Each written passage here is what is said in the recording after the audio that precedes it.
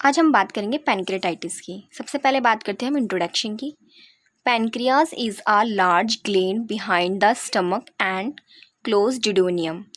Pancreas जो होती है ये स्टमक की पीछे की साइड की लार्ज ग्लैंड होती है जो किसके क्लोज होती है, डिडोनियम के। It secrete digestive juices into the small intestine through pancreatic ducts. इसमें क्या होता है, स्मॉल इंटेस्टाइन में डाइजेस्टिव जूसेस सिक्रेट होने शुरू हो जाते हैं किसके थ्रू, पैनक्रेटाइटिक डक्ट्स के through. It also release the hormones insulin and glucagon into the blood stream. और क्या करता है ये, ब्लड स्ट्रीम में हार्मोन सिक्रेट करता है। कौन कौन से, इंसुलिन और glucagon. Pancreatitis is an inflammation of pancreas. इसमें क्या होता है, पैनक्रियाज में इन्फ्लामेशन होनी शुरू हो जाती है। It occur when digestive enzymes start digesting. और डाइजेस्टिव एंजाइम क्या करते हैं, डाइजेशन स्टार्ट कर देते हैं किसके थ्रू, पैनक्रियाज इटसेल्फ के through.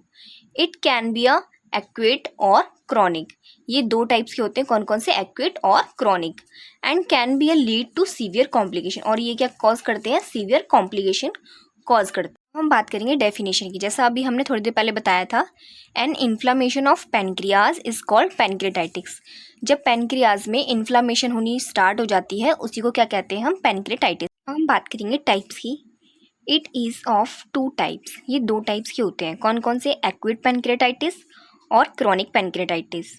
It is commonly describe as a auto digestion of pancreas by exocrine enzymes, जिसे हम ट्रिप्सिन भी बोलते हैं। ये बहुत जल्दी हम पता लगा सकते हैं कि किसी को एक्यूट पैनक्रेटाइटिस है या नहीं है। इसमें क्या होता है, ऑटो डाइजेशन होना शुरू हो जाता है और जो एक्सोक्राइन एंजाइम्स होते हैं वो बनने शुरू हो जाते हैं पैनक्रियाज में, जिसे हम ट्रिप्सिन भी बोलते हैं। अब हम बात करेंगे सेकंड, क्रॉनिक पैनक्रेटाइटिस की। It is an inflammatory disorder. इसमें क्या होता है, इन्फ्लामेटरी डिसऑर्डर्स होते हैं जो क्या करते हैं, कैरेक्टराइज करते हैं प्रोग्रेसिव एनाटॉमिक ऑर्गन्स को, एंड फंक्शनल डिस्ट्रक्शन होता है किसका, पैनक्रियाज का। अब हम बात करते हैं कॉजेस की, किस किस वजह से हो सकता है। एक्सेसिव यूज़ ऑफ अल्कोहल से हो सकता है, बाइलरी डक्ट डिसीज़ जैसे कि गॉल स्टोन से हो सकता है, ट्रॉमा टू पैनक्रियाज से हो सकता है, हेरिडिटरी अगर फैमिली में किसी को है तो उससे भी हो सकता है, इन्फेक्शन ऑफ पैनक्रियाज, पैनक्रियाज में इन्फेक्शन हो सकता है, पैनक्रियाटिक ट्यूमर हो सकता है, हाइपर कैल्सीमिया हो सकता है, प्रेगनेंसी टाइम हो सकता है, हाइपर लिपिडीमिया की वजह से भी हो सकता है, पेप्टिक अल्सर है तो उसकी वजह से भी हो सकता है। अब हम बात करते हैं पैथोफिजियोलॉजी की। Premature activation of trypsin and lipase enzymes क्या करते हैं, ऑटो डाइजेशन स्टार्ट करते हैं और इन्फ्लामेटरी प्रोसेस प्रोड्यूस करते हैं। फिब्रोसिस और नोड्यूल्स जो होते हैं वो फॉर्म्ड करते हैं पैनक्रेटाइटिक टिश्यूज़ को, जिसके बाद हमारा क्या कॉज होता है, पैनक्रेटाइटिस। बात करते हैं हम डायग्नोस्टिक इवोल्यूशन की। कौन कौन से हम टेस्ट करा सकते हैं, बाय यूएसजी करा सकते हैं, ईआरसीपी करा सकते हैं, सीरम बिलिरुबिन करा सकते हैं, डब्ल्यूबीसी टेस्ट करा सकते हैं, एएसटी, एएलटी, एलडीएच टेस्ट करा सकते हैं। अब हम बात करेंगे कॉम्प्लिकेशन की। कोलियोसिस्टाइटिस हो सकता है, लीवर सिरोसिस हो सकता है, शॉक हो सकता है, जॉन्डिस, डायबिटीज़ मेलाइटस भी हो सकता है। बात करते हैं क्लिनिकल मैनिफेस्टेशन के बारे में। पेन हो सकता है कहाँ पर, एपिगैस्ट्रम रीजन में और लेफ्ट अपर क्वाड्रेंट में। कांस्टेंट पेन होना शुरू हो सकता है, लो ग्रेड फीवर हो सकता है, वेट लॉस हो सकता है, नोजिया वोमिटिंग होनी शुरू हो सकती है, decrease bowel movement, weak pulses होना शुरू हो सकता है, bluish discoloration of skin, shock in severe condition, stay arrhythmia, fatty stool हो सकता है, ब्रीथिंग लेसनेस, टिटोरिया हो सकता है जिसे हम फैटी स्टूल भी बोल सकते हैं, ब्रीथलेसनेस भी हो सकता है, लो बॉडी टेम्परेचर हो सकता है।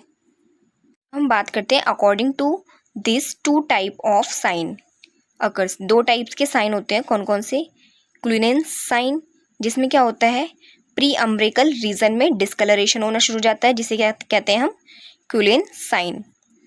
टर्नर एंड साइन, इसमें क्या होता है, फ्लैंक रीजन में डिस्कलरेशन हो जाता है जिसे हम टर्नर साइन कहते हैं। बाद हम बात करेंगे मेडिकल मैनेजमेंट की, जिसमें हम क्या दे सकते हैं, एंटीबायोटिक दे सकते हैं, H2 ब्लॉकर्स दे सकते हैं जिसमें आता है रेंटिडिन, एनाल्जेसिस दे सकते हैं, कौन सी, मॉर्फिन। सर्जिकल मैनेजमेंट की बात करें तो हम surgical incision done for drainage of accumulation fluid करा सकते हैं, सब टोटल पेनक्रिएक्टोमी करा सकते हैं हम। अब हम बात करेंगे नर्सिंग मैनेजमेंट की। Maintain fluid and electrolytic balance, provide comfort and rest to patient, provide proper nutrition to patient, provide psychological support, avoid any injury to patient because there is more risk for infection, health education, restrict alcohol intake। Nursing diagnosis की बात करें तो सबसे पहले क्या आता है, pen related inflammation हो सकती है, कहाँ पर, पेनक्रियास के आसपास। Ineffective breathing pattern related to abdominal distension और एसाइटिस होना शुरू हो सकता है। अल्टर्ड न्यूट्रिशन देना शुरू करेंगे हम, less than body requirement related to nausea, vomiting, nasogastric vomiting.